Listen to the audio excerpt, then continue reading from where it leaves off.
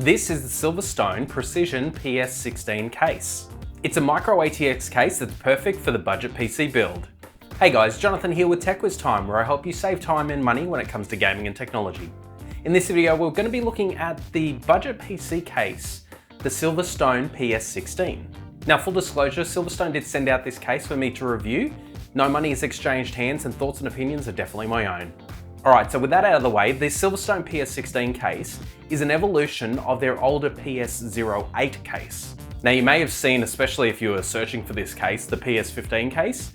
Now, that one is not an evolution of this one. That one had a tempered side glass panel. So comparing the older PS08 case with the PS16 case, this one has a cleaner I/O panel on the front there. The PS16 only has a single 5¼ inch drive bay there, whereas the older style PS08 had 2 bays. This means internally now that the drive cage is actually smaller, which allows for a longer GPU, and in this case it's a 314mm GPU that you can fit in there. So the older case came with a 92mm fan.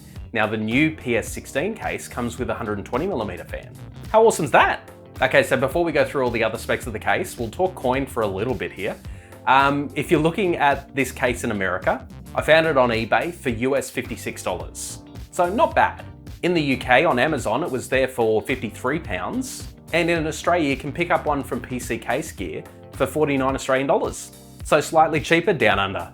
And also links are down in the description below for this one. Now, one of the things I love about this case is its solid construction.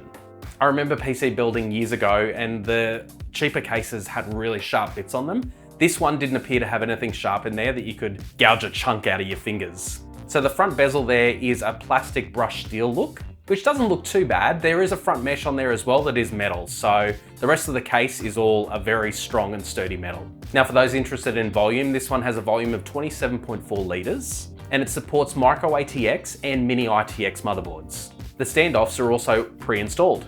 Now, the other thing to note about this case is that the front and the rear are the only places where air is going to come through. There's no ventilation on top, bottom, or on the sides. And that's not necessarily a bad thing, but it's just something to keep in mind. Next up, as with any case, you also get a bag of goodies. And here you get 5 cable ties where you can secure and cable manage your PSU cables on the rear here, here, and here. And you also get a bag of screws for mounting hard drives, motherboard, and GPUs. Now, looking inside, the internal drive cage supports one 5¼ inch drive. This is usually like an optical disk drive if that's something that you need in your case.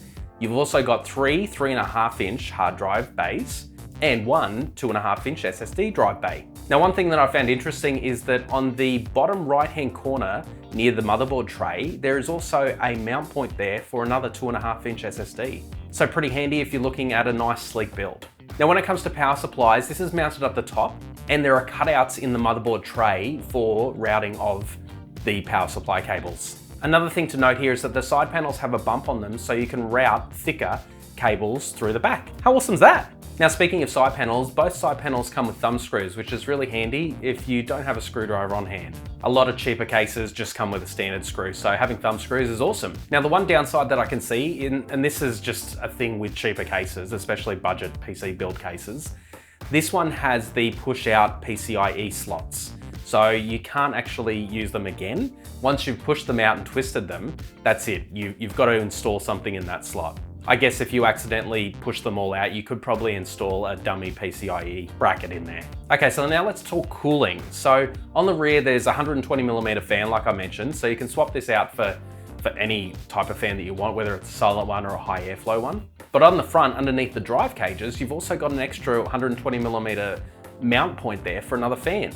So you can draw air in from the front and then pull it all the way out to the back. Now, one thing that I can't confirm here is that it looks like you'd probably have enough space there for a 120mm all-in-one liquid cooler, something like the Kraken M22. So this would be great, especially for those wanting to have a cooler system or a liquid cooled system. So like I mentioned before, this is a budget PC builder's case. There's no frills with it. It's really good construction, so it's gonna last a while. So if you're looking for something that's a micro ATX case, it's a simple build, and it's also a really good quality construction, then the Silverstone Precision PS16 could be the case for you. Don't forget to check out the links down in the description below, and also, if you enjoyed this video, make sure you give it a big thumbs up, or if you didn't, give it a thumbs down. Either way, I don't mind. Lets me know what you thought of the video. Now you can help support this channel grow in a couple of ways. One of them is through Patreon. There'll be a button on the screen now or a link down in the description below. You can also subscribe to this channel and hit the bell notification icon so you get notified when I release new videos. And you can also help share this video on social media platforms like Facebook, Reddit, and Twitter. A huge thanks for everyone's support over the years, especially the 5% that make it this far in the video. And as always, imagine, learn, create.